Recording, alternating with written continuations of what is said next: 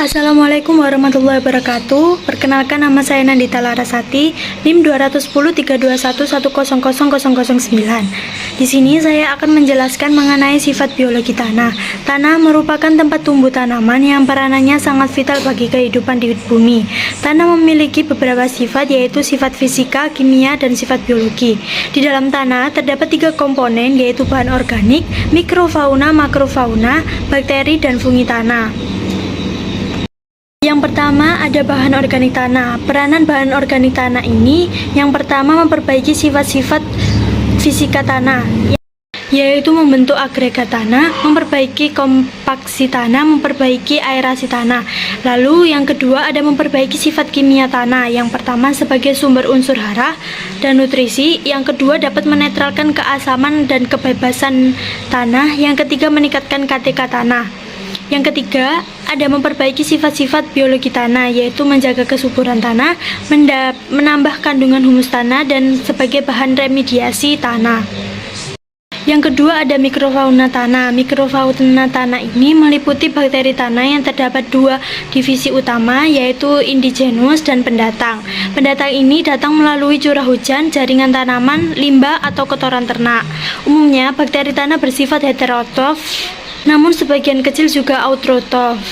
Umumnya, mikrofauna tanah ini bersifat aerob dan beberapa fakultatif anaerob, berarti dapat hidup dalam 2 kondisi, aerob dan anaerob. Bakteri tanah dibagi menjadi 4 bakteri, yaitu decomposer, mutualis, patogen, dan nitrotrof. Lalu ada fungi. Terdapat 5 kelas fungi, yaitu Oomycetes, Zygomycetes, Ascomycetes, Deuteromycetes, dan Basidiomycetes.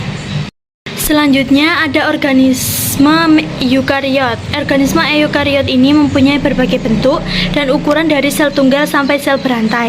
Dapat tumbuh baik meskipun kadar air rendah, dan macam-macamnya yaitu decomposer sebagai mobilisasi hara dan mutualis sebagai pelarut dan penyalur fosfat. Yang ketiga ada patogen atau parasit.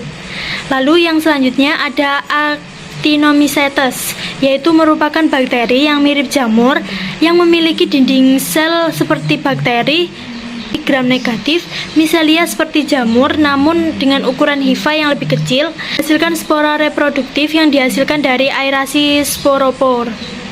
Lalu ada protozoa. Protozoa merupakan organisme yang bersel tunggal yang hidup bersoliter atau sendiri.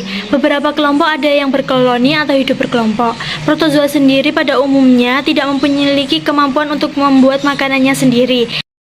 Makrofauna tanah. Yang pertama ada cacing tanah yang berperan mencerna bahan organik, mencampur bahan organik antar lapisan tanah, memperbaiki struktur tanah, dan meningkatkan aerasi dan drainase. Yang kedua ada raya, berperan menjaga ketersediaan hara, dekomposer selulosa kayu, dan penyedia makanan bagi organisme. Yang ketiga ada semut dan kumbang yang berperan mentranslokasikan dan pencerna bahan organik.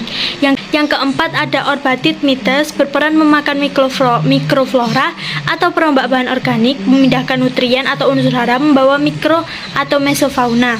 Yang kelima ada hewan pengerat, berfungsi menghaluskan ukuran bahan organik, menggumpalkan dan mengaduk bahan organik. Biologi tanah. Biologi tanah erat kaitannya dengan proses fisik dan kimia tanah. Aktivitas organisme tanah dipengaruhi oleh iklim tanah dan vegetasi.